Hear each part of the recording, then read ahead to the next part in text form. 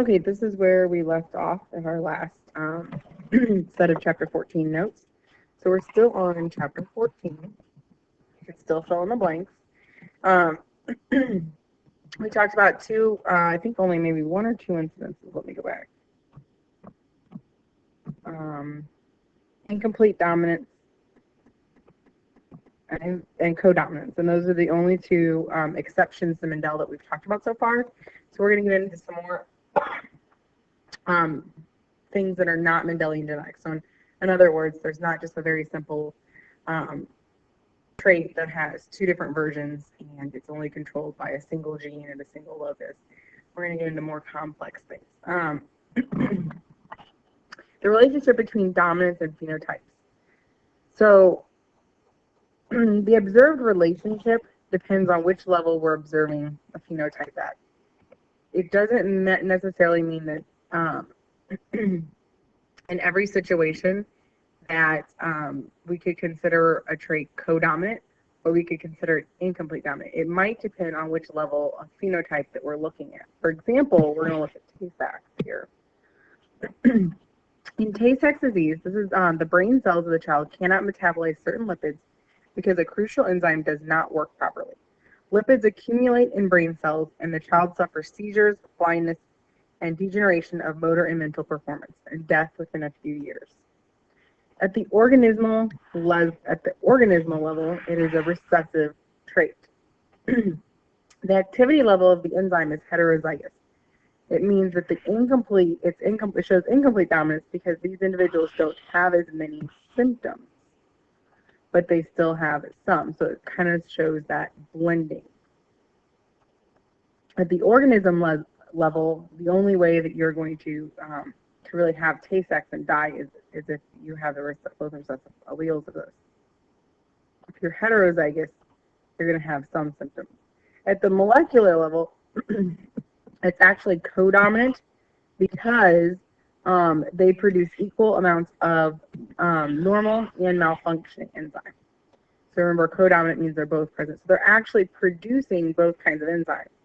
At the activity level of how that enzyme functions, that's going to exhibit incomplete because it's kind of a mixture of both not having it and having it. They show some symptoms, but not all. And then ultimately, they will only suffer the true disorder, and it will not be lethal unless they have both recessive copies. The other thing that Mendel did not account for was the frequency of the dominant alleles. We did not, just because something is dominant does not mean it is dominant in the population. We've kind of talked about that already. 1 in 400 children in the U.S. are polydactyl, which is controlled by a dominant allele, which means that most people are actually homozygous recessive. So we call this like little r. So the majority of the population doesn't necessarily have to have the dominant allele just because it's dominant. What dominant means is that when they have both versions of it, they exhibit the dominant phenotype. Another example of this is Huntington's disease. Huntington's disease is caused by a dominant allele, but the majority of the population does not have Huntington's disease. Most of us are homozygous recessive for that trait. Multiple alleles. One gene is controlled by many alleles. So the best example here is the blood groups in humans. There are 3 alleles, and you may have seen it in Bio 1. It's just called A, B, and O.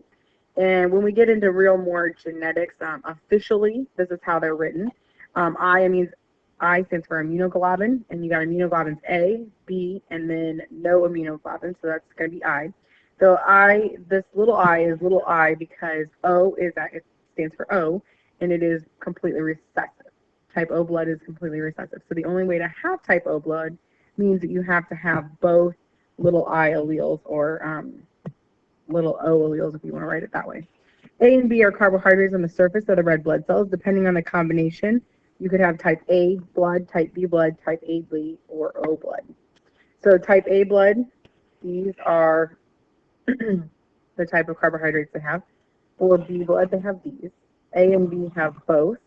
And then O has neither. So this shows you what genotypes they could have. Because O is recessive, a person with type A blood in this appearance could have two dominant A's, or they could have a dominant A and an O. Same thing with B. They could have two dominant B's, or they can have a dominant B and an O. And then AB is definitely going to have both, and then O is going to have none. We worked a problem in class about this, and I realized that you were very confused because I forgot I hadn't done this part of the notes yet. Pleiotropy, most genes have multiple phenotypic effects. The example, cystic fibrosis. In peas, the gene that, cystic fibrosis, and another example. In peas, the gene that affects flower color also affects the color of the coating on the outer surface of the seed. So this means many genes have multiple phenotypic effects. They're going to affect many things. So we've got a single gene, and we're going to have multiple traits that affects. Epistasis, this is a phenotypic expression of a gene at one locus alters that of a gene at a second locus. And I did have a practice problem over this. We talk about Labrador retrievers. So the gene at one locus alters the gene at another locus. And a locus is just a location on a chromosome where we find the gene at a sequence.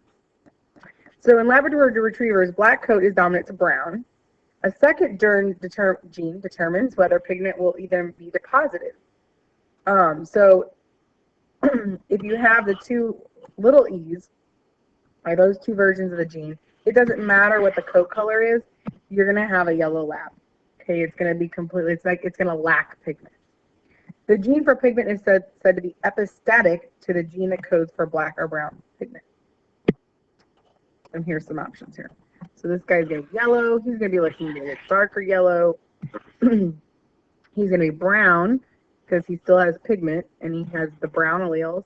And he's going to be black because he has the black dominant alleles and he has pigment because he has that dominant. Polygenic traits, they affect two or more genes on a single phenotypic character. For example, skin color is not determined by one gene. It's determined by a mix of multiple genes. Hair color, eye color, anything that you find that have kind of like a graduation along a continuum, there's not just two versions, there's many versions of it. That's usually going to indicate that it's controlled by more than one gene. It's impossible to truly predict offspring, but we oftentimes will simplify it in order to try to, but it's really pretty hard to do that. Think about eye color. It's really hard to predict what your child's eye color is going to be just because there's so many variations.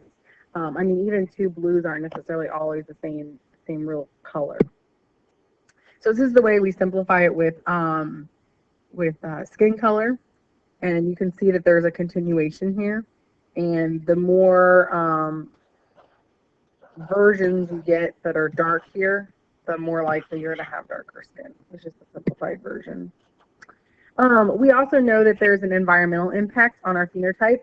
This is the nature versus nurture argue. Is it nature or is it the way you're nurtured? Is it your environment? Many phenotypes depend on the environment as well as genes. Norm of reaction, a range of phenotypic possibilities due to the environment. For traits like blood group, the norm of reaction has no breadth because it is only controlled by genes. So blood type, your environment can't affect your blood type. Your blood type is your blood type. That's what you're genetically producing, and there's no way to change it. Your hair color probably has a norm of reaction. You may notice that your hair gets lighter in the summer, darker in the winter, and people do a lot of things to their hair. They dye their hair. Skin color, same way. There is a kind of a breadth of possibilities there because you might be darker in one season and lighter in another. So the norm of reaction there is really high because it's more dependent on your environment, or it has some dependency on your environment. Cystic fibrosis is a genetic disorder that is completely genetic. Your environment has nothing to do with that. Okay, cancer, there's some environmental things there. So that's something that's going to have a range of possibilities because there is some environmental impact on that. But it's also called multifactorial, meaning many factors are playing in here. Examples: height, intelligent, heart disease in humans, soil pH on hydrangea. We'll look at soil pH here. Depending on the pH of the soil, the hydrangeas will come up a different color. So you can actually manipulate this if you are growing hydrangeas at home. You can change the soil pH. Pedigrees. These are one of my favorite things to do because they're kind of like solving a problem. Since we can't manipulate matings in humans like Mendel did in pea plants, geneticists commonly use information from matings that have already occurred. Taking this information, they create pedigrees. Using principles of genetics that we currently know, we can determine genotypes for members of a family, determine if the trait is dominant or recessive, and so forth. So these are the symbols that are used in pedigrees. The male is a square, the female is a circle. If they are affected or they physically have a phenotypic effect from the disorder, they are shaded dark. If they have a mating between them, they have a line that connects them. Their offspring are connected by a downward line. And then typically the way that it goes is oldest to youngest. They number them along. Identical twins also have a kind of like a little triangle between the parents and them. And then non-identical have this triangle part, but they don't have the bottom part. That doesn't exist. So here, this would show an autosomal dominant pedigree. And so the way to kind of look at this is you know that this person is affected. If it's autosomal dominant, that means autosomal means not on the XX or XY sex chromosomes. Dominant means that we're looking at a capital letter, and you can use any letter here. So that means that this person definitely has at least one capital letter. This person's not affected, so they don't have either capital letter. And then you can kind of look at their offspring. So this one is like this. This one was an offspring, definitely has a capital A. Because this one was completely recessive, we know that the other letter had to come from, the other parent had to be the little a. And then same thing here. They have to be heterozygous. Another way to look at that is these two both are affected, but they had a child that is not affected. So one little a had to come from each parent. And then this one, these guys could be homozygous dominant or they could be heterozygous, just depending on what combination they got. And usually if we don't know what the other letter is, we write like a little underscore. Not affected. And then so this one's affected, and you know that this parent had to give a little a. So those two are heterozygous, and these are not affected. So they're definitely like that. And these are not affected, which makes sense because none of these are affected. So that's the only combination they can get. And so we fill them in the best way that possible. A lot of times we don't know whether the pedigree is dominant or recessive, and you have to figure that out by kind of playing this little game here. So we can kind of do that with. Okay, sorry. So here we have to kind of figure out if this trait is a dominant or recessive trait. So what we notice here is these two parents, one person is not affected and one person is affected, and none of their children are affected. So if this were a dominant trait, okay, this person would be like this, and this one would be like this. There is a possibility they could be heterozygous, and all of these children could, oh, that's not a child. That would be weird. All of these children could have gotten the little a's from both parents. It's possible, okay?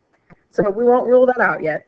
Let's go down here. If this means they're affected, is it possible that all of these children could have gotten this? Absolutely. This one here comes from two parents that are not affected. Wait a second. How do you get a child with a dominant allele if neither one of the parents had that? So that automatically says, scratch that. That's not going to work. And this is where pedigrees become like a fun puzzle to me, because you end up having to do, let me see if I can erase this. I'm supposed to be able to erase.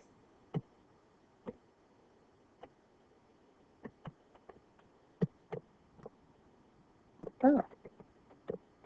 Sorry, I'm going too far here.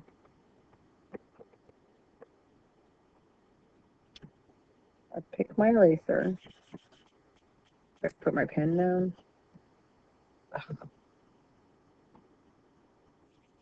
Okay, hang on, I'm gonna pause it. Okay, back to the drawing board here. So we determined that there's no way for this to be a dominant trait. And I'm doing so well. We determined that there's no way for this to be a dominant trait.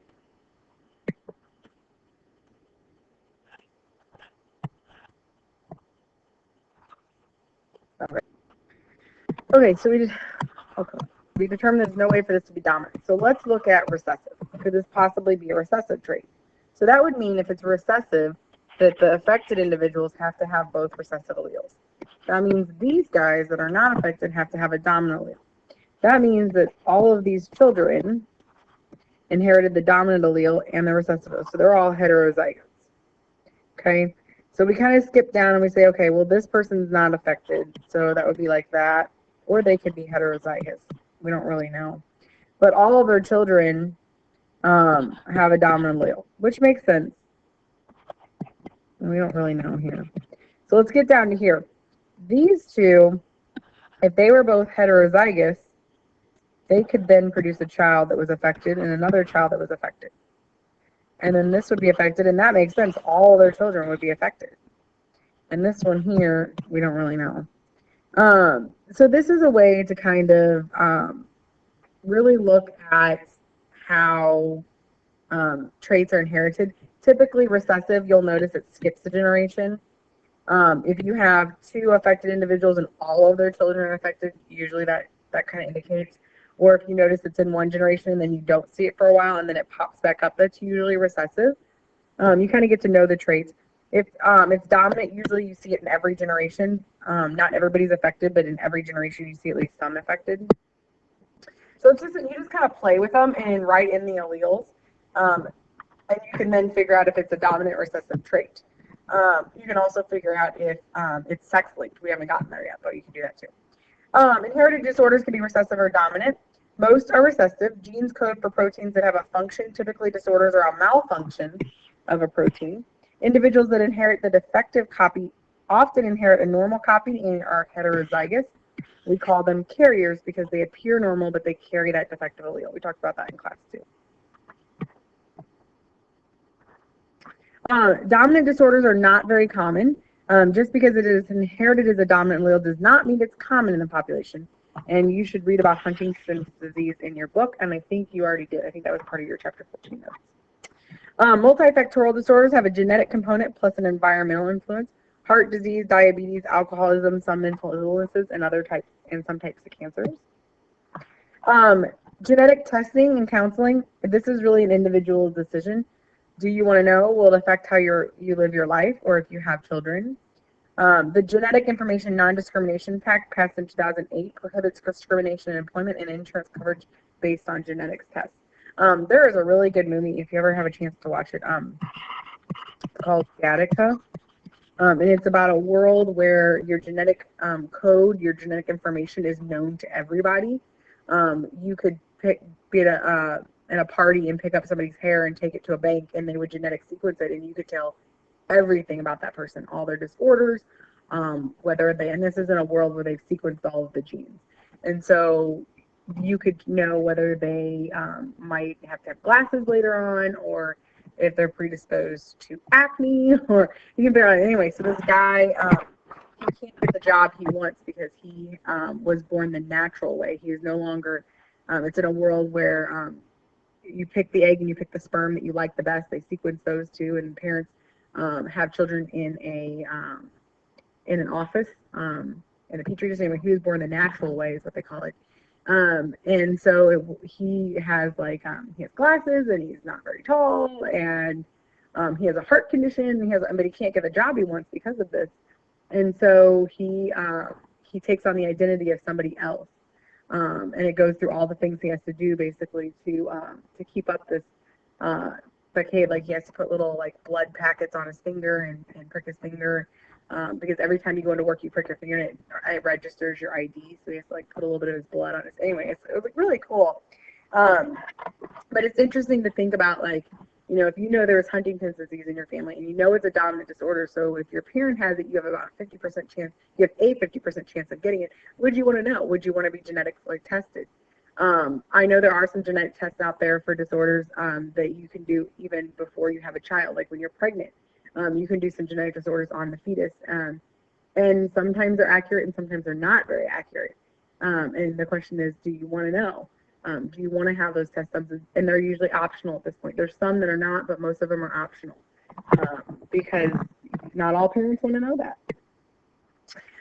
Fetal, some blood tests, amniocentesis, and chronic villus sampling. So amniocentesis is commonly done among women that are over the age of 40 to detect Down syndrome. They place a really large needle, take some fluid and cells from the amniotic sac, and do a karyotype to determine whether they have that extra chromosome. There are some newborn screenings. PKU is tested right after birth, and it's not really optional. It's just done, and that's because PKU is not lethal. You just have to have some dietary changes in order to live with that, and they want to know that very early on. Okay, that is the end.